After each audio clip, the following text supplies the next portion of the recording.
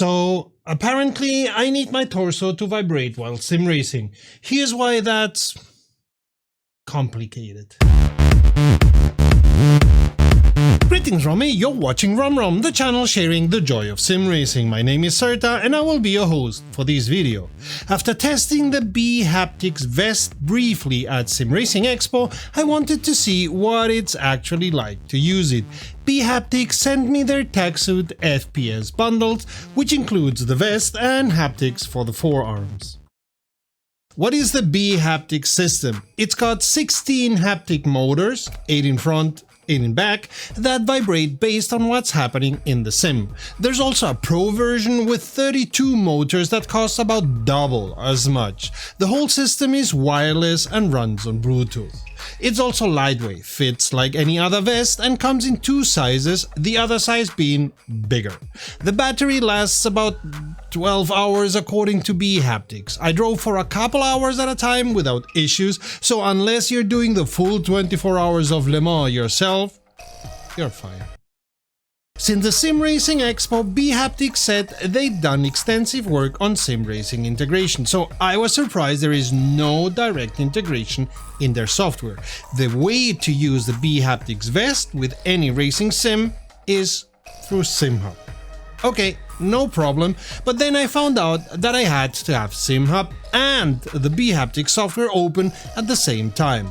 Yeah, both of these at the same time for a vest.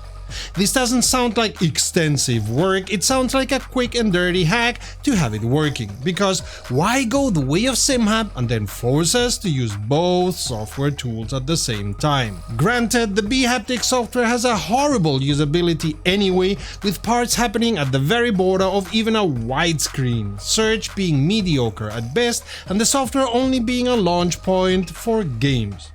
Thanks, I already have Steam for that. And the detour through SimHub means extensive support for most any sim out there, which is a good thing. But then don't have me using the bHaptics software, have your interface within SimHub do the heavy lifting, and that's it. So does it actually do anything? The RPM vibration and light braking feedback give you an inkling of what you'd feel in a real car. That part's decent for immersion. It also has wheel slip and ABS effects and many other, but those did nothing for me. Sometimes they confused me more than helped. What about lap times? No improvement there. I wasn't expecting any, so I'm not holding that against them. I maybe lost a millisecond or two and the effects threw me off, but the way I drive, it made no real difference. And what absolutely made no difference were the tach sleeve thingies on my forearms. Zero. Completely useless. Forget I showed you those. If you've already got pedal rumble, a bass shaker, maybe those Sense-It cushions or the 3D wrap system we tested, and you want a bit more immersion and can spare the $270 US, go for it. Just don't expect it to transform anything. It's an accent on top of your other haptics, but it should not be the only haptic component you use, and definitely not the main haptic component. And skip the sleeves, they add nothing for sim racing.